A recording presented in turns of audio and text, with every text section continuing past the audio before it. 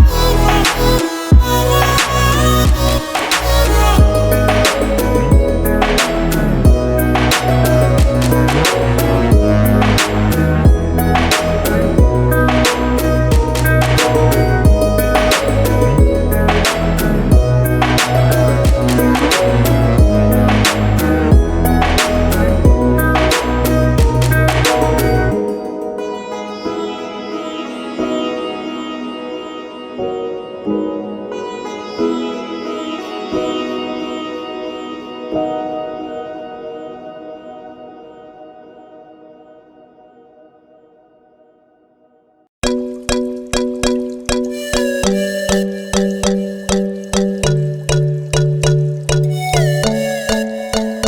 guys, so this is the final look.